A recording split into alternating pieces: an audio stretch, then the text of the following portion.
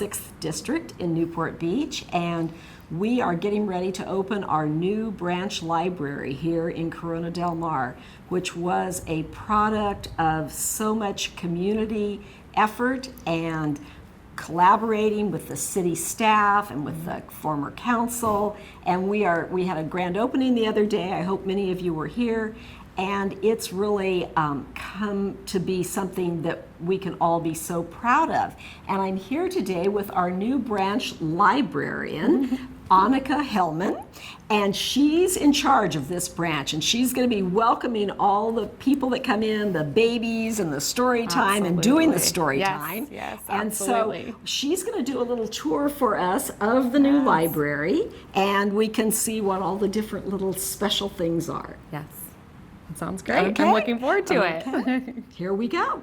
What should we start with? So we're right here in the entry of the new branch library here in Corona Del Mar. So you walk right in. We've got a beautiful new welcome desk. We actually had our IT department out here today helping us get set up, since you said this is, kind of a preview of what's to come. So we're still working on a few things, but they've got this beautiful blue entryway, and the colors just really fit in with the neighborhood here, and we're really excited about that. It's nice and light and bright, and it just opens up to this brand new library that's got this great open concept and a really nice feel to it. So it's very welcoming. We have our new book area over to our left, and we'll look at that in a minute. But just behind us here, I'll walk you through. Right. We've got some comfortable seating here, a great place to sit and read the newspaper. We've got magazines here as well. And then we have our study tables here that'll be great for use with your personal devices. And we also have laptops here that you can check out as well. So that's a great space for that. They're all powered up for you, just so you can plug in and go and get your work done. So a great area to kind of sit. Like I said, we've got the magazines and newspapers. It's also our DVD area here. So we check out DVDs at the library in addition to books. So we've got a great collection of movies. Our DVD selector is a film expert, and he's got some really great choices here for us. So the DVD collection, it gets really used. I know before at our old building, it was one of the favorites here as well. So we're very excited to have that. But of course, we do love those books too. Sure, that's right. Absolutely. And what about this out here? This is one of our features. Yeah, so this is a new feature here. We Should we have walk our over reading here? porch. Absolutely. Yes. All right, and here we are on our Friends of the Library reading porch. So our Friends of the Library helped with the donations for the funds for all the furniture you see here on the patio. It's nice, comfortable seating. You can see there's ample seating, so we've got a lot of space out here. So it really does add to the library, and you can bring your books and magazines out here and sit and read. And on a day like today, like most days here in Corona Del Mar, it's just beautiful out. We've got some umbrellas that we can put up on those really hot sunny days, and today we've got that wonderful sea breeze, so it's just lovely out here. And a really nice space to sit and enjoy the library. This is a special feature of this branch that is so wonderful. Absolutely. So. I mean, we didn't have a space like this before, and so this is really truly is an addition and a new feature here, and we're really excited about it. This is part of what helped us reach the size of the library, because there were plans to make our library smaller originally, and so when the community got involved and said, no, we don't want our community library to be smaller, this was part of what made it possible for us to And this does increase our square footage, absolutely. So it's a really great usable space out here. Another feature we have outside too is stroller parking now, and we've got so many families that use the library, and they've got a great spot to park those strollers and come in and see us for story times that we know they all love around here. You know, that's one of the things that we, the community, the Friends of the CDM Library, when we got together and were promoting that we needed expanded space here, one of the things we did was take pictures of all the strollers that were parked right by the front door. There was one day, I think there were 25 strollers there. And we had pictures of all those. And so that was one of the features that we said, we've got to have a place, and these are expensive strollers. So we've got to have a place that these parents and nannies can put the strollers and bring the kids in for story time. Absolutely. And not worry about it. So we're excited about that as well, because our story times are really well attended. They're a favorite around here. So it's important to have a space for them as well. I used to bring my children here for story time back in the old days, and then I brought my grandchildren here for story time. So I'm just really excited that tradition can continue for so many in our community. Absolutely. Okay, shall we go inside? Yeah, let's do it. Well, this is one of my favorite parts of the library because when the Friends of the CDM Library first started, we really wanted a mural by Rex Brandt that had become available. And we worked with Tim Heatherton, and he tried his best to find a place that we could put that mural in the library because Rex Brandt was obviously one of our most famous artists from Corona Del Mar. Absolutely. So, and we did not get the mural, but what Tim did that I just love are all of these representational art that we have on the walls here, which are segments from that mural that Tim took, and I don't know how they did it, but they made it show up, and this is something that you'll see if you ever get to see that mural by Rex Brandt. You'll see. Now, Rex Brandt was the artist who designed our city seal. So when you see this art and you look at our city seal, you'll see that there are some similarities there. So throughout the library, there are different places that Tim was able to put these representations of that mural. It really is just a representation of the city and the community here, and it's just such a nice touch to have on the walls. Yes, and good for the kids. Absolutely. You know, good for the kids. I think it's beautiful. I It's do so too. bright I and love welcoming. it. I'm envious of you that you get to work here. I'm excited. This is a great place to spend your day. It really so is. It's wonderful. Yeah, it is wonderful. Let's show everybody the children's area. Absolutely. That's one area That sounds I love great. the most. So this is our new children's area that we are just so proud of. Yes. And we were just talking, and I found out that our branch librarian actually used to come here for story time when she was young.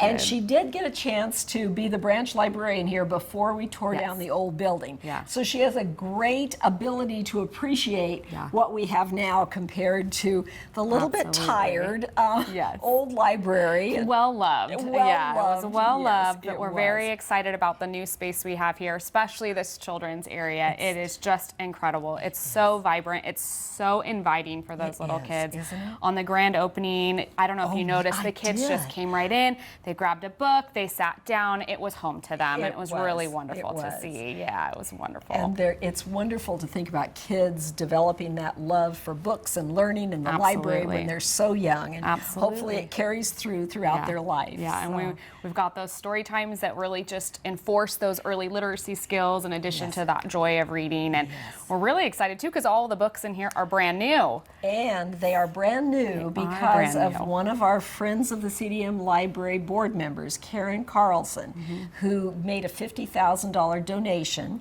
to the foundation to be able to put all new books and supplies and materials here in our library. In fact, we were just talking about we're going to get Karen over here to be the first person to check out a book from our collection so that she really can be honored for the contribution that she made. But that's exciting. It is very exciting, and those new books, they just smell so fresh, and the kids love to come in and open them up and be the first one. I don't blame So them. it's They, really they cool. appeal to me too. Absolutely, all shiny and new. They are. They're wonderful. So, okay, let's see. What else do we have to see up here? So in addition to the books that we have in this space here for children, we also have this entire stack here that's children's materials. So you'll notice a large majority of our collection here is children's material because it really is the children that are coming in and using this location every day in addition to a lot of the community members. So we've got an extensive children's collection here. What we're looking at here is all of our new nonfiction books for children. And what's wonderful is that they are really making beautiful new nonfiction books. I mean, I want to put them out on my coffee table at home. They're so beautiful. So we've got a huge collection of that here, including biographies. And then as we wrapped into the children's room there, it moves into our children's fiction and picture books and board books. So we've got books for all ages of kids here in the library. And then just right in front of us here, we have our children's tables here so they can come and do homework. We'll do craft programs here, so they'll have a space for that, all different activities, which is great. And of course, we've got kids' movies too. Yes, the movies. Yes, they do love those movies. Popular aspect of the Absolutely, library. yes. That's great. Yes, and we've got a new section of books for each collection, so everything is brand spanking new, has a new sticker on it that was just recently published or put put out on the shelves. And so here we are in the adult new book area here, and a new feature also of the Corona Mar Library is this self-checkout machine. So we are still in the process of getting it configured here, but this will be a new feature that we didn't have at the Corona Mar Library before we closed for reconstruction. So now customers can come in and check themselves out and use this wonderful new machine. We've got the digital display on the wall above it that will kind of promote all of the library and city events for us. And then it's right here next to all of our brand new adult books. So new fiction, new mystery, new nonfiction, all nice and like I said, brand new, on display, easy to see. You'll notice a lot of fan favorites here that I think people are pining for and on the wait list for. Like, yeah, absolutely. So we will be filling holds on these items too. They're all very, very popular. Yeah, and that's a model we take here at Corona Mar as far as the collection is that we do have a lot of new and popular items. So almost everything here in the library is going to be something people are wanting to read. Yes, absolutely. So these shelves may be all empty after you open. It could be. It could be they come in and they just clean me out, which would be great. Wonderful. Yeah, That's absolutely. Right. And so we've got some nice things on display here, some nice comfortable seating as well. We even have a kind of a copy and scan and print station up here by the front windows, so it's for public to use. Our scan station is free to use for anyone that comes in the building, which is great. So scanning to email, it's just kind of a one-stop shop. Absolutely. So when my scanner at home stops working, come see me. Here. Absolutely. All right, I will. Yeah, that sounds great. So here we are now in our adult book collection. So we've got adult fiction, mystery, nonfiction, and biographies here as well. So we've got the 3 stacks that we'll walk through and kind of just browse the collection here. But again, they're still all brand new books. So we're really excited about that. And we've got a collection that matches the size of the collection we had in here before. So we didn't have to make any kind of shortcuts or anything to make it all fit. We've got a great space here for all the books, and it's just utilized so much more efficiently that we're actually able to fit in a little bit more. So that's really great. So let me walk you through here. We just got the 3 stacks. So we've got fiction and mystery, like I said, and then it moves into our nonfiction. And then we even have audiobooks here at the library. So we'll have those that you can listen to. We were just talking about listening to them in the car, on your commute. So you've got the books on CD and music CDs here as well. So we've got a very diverse collection here. Absolutely. That's Now, this will be the reference librarian and... Yeah, so what we call our circulation staff. So we'll have a staff member here assisting with checkouts and things like that and library card accounts. And then we will have the reference librarian here as well. Generally that will be me, but every once in a while somebody else may be here to help you look for items that maybe you don't see on the shelf, give you reader's advisory, so help you track down a book that you want to read next based off of books that you've liked in the past. We love doing that with you guys, and then also placing holds on items that maybe we have at some other locations and things like that. So we can do that all for you up here at our front desk. Well, and I always used to rely on Janice to tell me what books I needed to read. So I like to come in and talk to you. Absolutely, and I'll give you all those recommendations. Yes, absolutely. Good. We'll find your wheelhouse and get you all the ones you'll love to read. Okay, that sounds great. Good. So during the process of planning the library, we actually talked a lot about the restrooms and where the restrooms were going to be and that sort of thing. We wanted to make sure they were close to the children's area so that moms could keep an eye on the toddler that was in story time and also perhaps get one into the restroom. But you were telling me something interesting about what we did in the restrooms. Yeah, so we do have what our koala care changing tables in both the men's and women's restrooms. So that will help all of our caregivers here that come with their children. And our facilities now have multiple stalls, so they're not single-use restrooms anymore. So, we have expanded the space for the public in that way as well. Great, yes. So we were just talking about how the old building, you kind of had a split parking lot. We were kind of sandwiched in between a couple of driveways, and now we've got a nice single-use parking lot here that's just for library users. It is a little bit bigger. We fit in a few more spots there for you, and it's a lot easier to get in and out of. And it'll be great for all those programs that you guys are going to come see us for. We will have our story times every week like we did before. So we'll have those on Tuesdays and Wednesdays. We have a Books and Babies and a preschool story time. And we'll also be doing craft programs on a regular basis now. So we're going to expand the programming that we do here at Corona Mar. We'll have a twice monthly drop-in craft program. So that's going to be the first and third Mondays of the month. So we'll be doing that, and that'll be for pretty much ages 3 to I'd say 7 or 8, a good elementary school age on those programs. And then we have one special event typically every month. We'll start off with some more craft programs that are usually themed. In fact, our first one that we're hoping to do in September will be a fire safety theme. And we're hoping to maybe get one of our neighbors to come and join us for that. Nice. So that would be a lot of fun. And then we typically have a performer. And of course, as we head into December, we have our Christmas walk. So we'll have somebody out for that as well. But we're going to keep those story times every week, keep that craft programs going. I know the kids love to come out for that and make a little bit of mess here and then go home and get all cleaned up. Okay, I have a question. Yes. Are hours going to be the same as they were before? That's a really good or question. Expanded, We have perhaps? expanded our hours here. Oh, so we're good. going to be open on Mondays now. I talked about how we're going to So have exciting. craft programs on Mondays, and we Good. will be open now on Mondays. So we're open Monday through Saturday, Great. 9 a.m. to 6 p.m. So yeah, Okay, we've added a that's- whole day. That's an improvement. Next we'll aim Absolutely. for opening Sundays as well. So, but this is a big improvement. Yes, from yeah, we're before. very excited to be here 6 days a week now. That's It'll be great. exciting. Yeah. Good. Okay. Well, now we're going to go next door and visit our new fire station with our former chief, Chip Duncan, who was chief here in Newport Beach for quite some time and was beloved by all, but he has now retired. But he was around long enough to do a tour of the new fire station for us. So we'll be checking in over there and seeing what exciting things he has to show us. So here we are today. It's July 20th, 2019, not 1919, 2019. And I'm here with Joy Brenner, and we're going to make our first official trip through the brand new Coronado Del Mar Fire Station and Branch Library. So this is our first official trip through here, so we're going to make our journey through there this morning. This definitely looks a little different than the original 1949 fire station. Yes. So kind of a fun fact, the original station in 1949 actually started out having 2 doors on it, and that station got remodeled multiple times, and the very last fire station only had 1 door. Now, if you look at the original pictures, there was a smaller door for a rescue or a salvage unit that came out of that fire station. So this kind of represents what the two doors in the original station were like too. So we're kind of going back to what it was in 1949. So.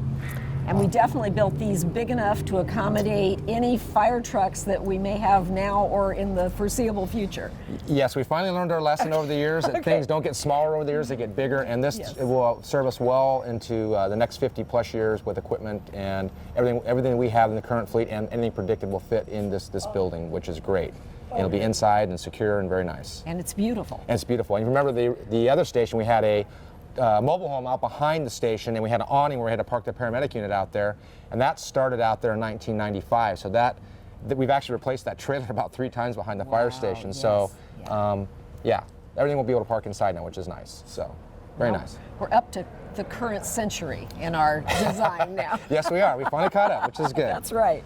So even though this is the new fire station inside, I'm getting the vibe of the old Station 5. And I started my career in 1987 here in Coronado Del Mar. It's fire station number 5. And it was the original station. They had just remodeled it back in the mid-'80s, so it was pretty good condition.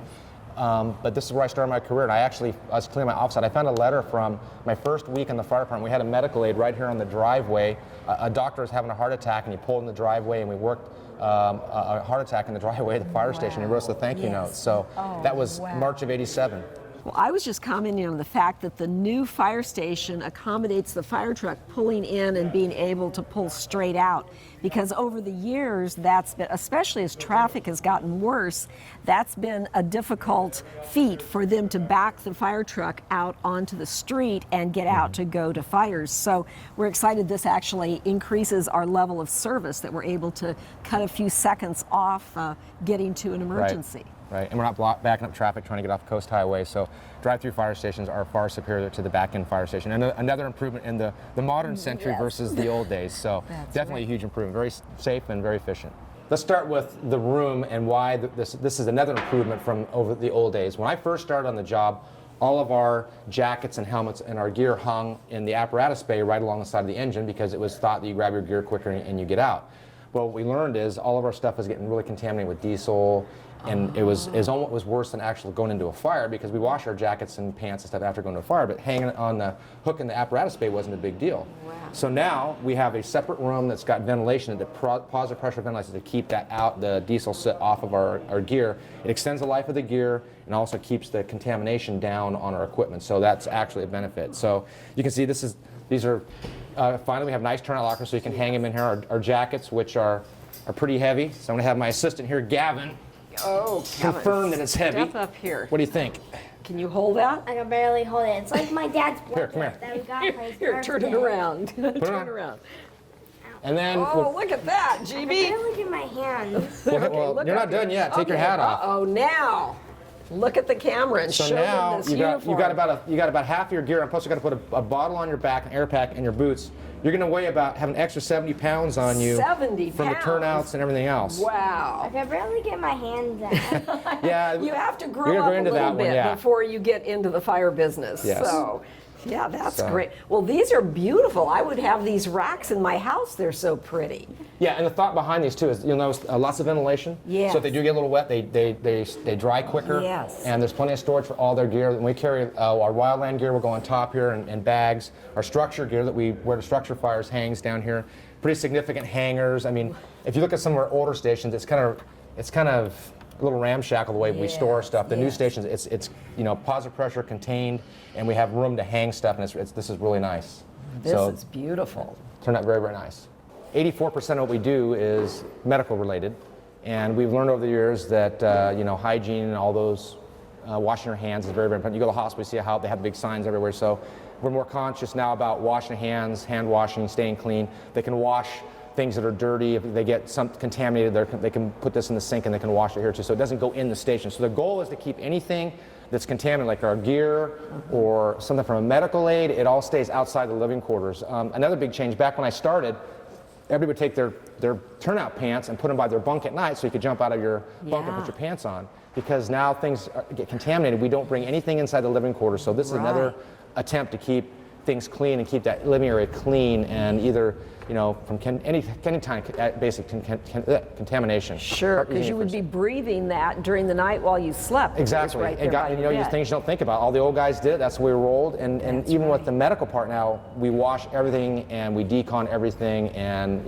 it's just a vast improvement over even when I started. That's So, big. Yes. If you notice, our older fire stations have roll-up doors. Right. Our newer fire stations have accordion doors. Now, the accordion doors are a little more. They're more expensive, but the advantage is there's a couple of them. First of all, the maintenance on these doors is less. Okay. The roll-up doors are big and heavy, and they take a lot of maintenance. And when they break, which they break quite frequently, they're not an easy fix sometimes. These doors are more mechanically reliable. They're easier to fix if there is a mechanical malfunction, and we can still open and close them. But one of the biggest things is we're talking about last council, we were talking about the earthquakes, and these doors don't get stuck in an earthquake. If you look at the way they're mounted in here, if there's an earthquake, we can still open the doors even if there's an earthquake. The roll-up doors, overheads, will get off their track and jump their track and get stuck.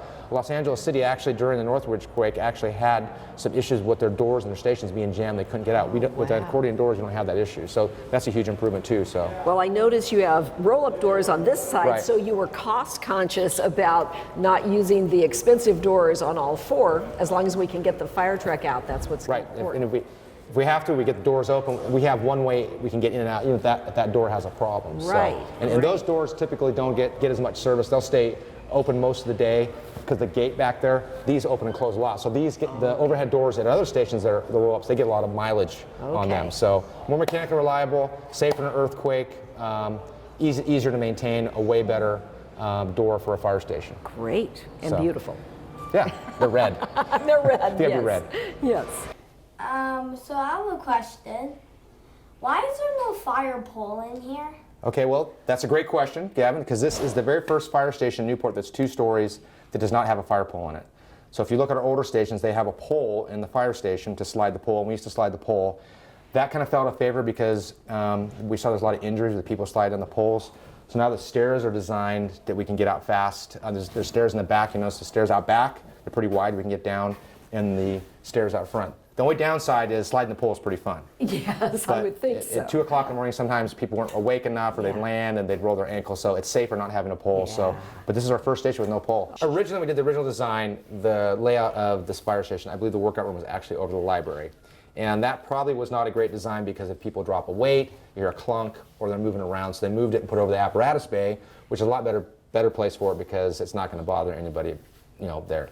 So another improvement. Back when I started, all of our fitness equipment. It was in the apparatus bay. Everything wound up in the apparatus bay. You know, Yes, it was out there. It was an apparatus bay, and it would get diesel all over it. There wasn't enough room to work out. You know, we live here for 48 hours, so physical fitness is important. You want us showing up, able to do our job, Absolutely, and basically yes. we're tactical athletes, so Yes. that physical fitness is an important component of what we do. And we expect our people to be very physically fit, and we hold them to a high standard. So Right. this is part of maintaining that high standard of physical fitness. I remember the community got a little concerned when they saw that the exercise room was going to be over the library. Yeah, I think so- that was a good call, moving it over here. That's right. So. Core heads prevailed, right? That's right. good. That's right. So this is basically our living room, and we combine it with the kitchen. So there'll be chairs in here, a TV. We also, they'll call it the ready room. So typically people are in here. This is kind of our gathering area. So the crew will eat in here. They'll, you know, watch TV or whatever else they're going to do in this room. So this is kind of the general gathering point in the whole fire station. So this is our living room. And it's not quite done yet. You notice we have three Yes. refrigerators. Well, we have three refrigerators because we have 3 different shifts. We have A, B, and C shift. So each shift gets their own refrigerator. Okay. So That that makes sense. keeps it even. Steve and everybody has their own Yeah. refrigerator, Yes. and you know it works Yes. out well. And then they have their own pantries over here too. So this is almost done. This is a great room. I could live here. Yeah, it's pretty This nice. This I is really like the fabulous. floors. Yes, They did a me nice job on the too. floors. It's wonderful. So Light some and improvements airy. too. They have a gas shut off with there, so if you get a call, you're going down the stairs, you can hit the button and shut the gas Make off. sure that no so we don't have stove gets left stove on. doesn't get left on. That's smart. Yes. Orange County Fire had a problem with that. That's how we got Station 7, was they had a little problem in their fire stations, and they had to tear their station down because of the asbestos, and that's how Station 7 came into being. Oh, so interesting. we're a little sensitive to that. Yes, so. I can imagine from a past There's been a few calls in the past where we're, did you turn the stove off? No, did you? And somebody did. So that's good that we have the ability to hit that thing and shut the gas off. So. That's great. So Gavin, why do you think that everybody has their own bedroom in a fire station now? Because that's new for us. Back in the old days, we all slept in one big, like in a barracks. So then you have your own space? That's partially true. But the big change is now that we have females in the fire service, it has to be gender compliant. So now everybody has their own bedroom, which is nice. So they have their own space. They can go in there and study, or they can read, or they can do whatever else. But another advantage is the station's a split company house. So it has a paramedic transport with 2 firefighter paramedics on it. And it has a fire engine with 3 firefighter, or a fire captain, a fire engineer, and a fire paramedic on it. So sometimes those units will go out together. Sometimes the engine will go out by itself, and sometimes the ambulance will go out by itself other places. So a huge advantage here is the new alerting system. This is the very first one. This is called US Digital Phoenix Technologies. We just installed it. It's the first one, and so far our IT folks have loved it, said it's fantastic. We can set so if I'm working on the engine today and I get transferred to the paramedic unit tomorrow, I can change the configuration of the alerting system. So if I'm asleep at night, it wakes me up to get on the engine, not the medic unit. So Oh, wow. so it can be specific to who's getting woken up. So it's Right. nice. Back in the old days, the bell had a big bell that sat on top, and the bell would go off in the middle of the night. Everybody's and it would wake up awake. everybody. So it might Yes. just be the paramedics going out, Yes. it might just be the engine or the ladder Yes. truck. Now we can be specific with who gets woken up at night. And then the lights come on. great. You're not stumbling down a dark hallway. So That's the alerting system important. here really is state of the art. I'm really excited to see that we have a new one that's actually more cost effective than our old one. Good. And I think that it's going to do a lot better service than our existing one. We're going to eventually replace it with this more cost-effective one that actually does more things, and we can work on it ourselves and buy the parts. It's just a way better system. So I'm pretty excited about that. That was a huge Yes. change for us, and it's going to be a good change for us. I'm pretty And I would confident. think our personnel would get better sleep, better quality sleep that way, so they're not fatigued when they're going out on calls. Absolutely. You know, that sleep's important, and all the study they've done about sleep deprivation. So good Yes. sleep's important. So now that we can break it up and people aren't waking each other up on the way out of here, that would be very, very nice. That's a huge improvement.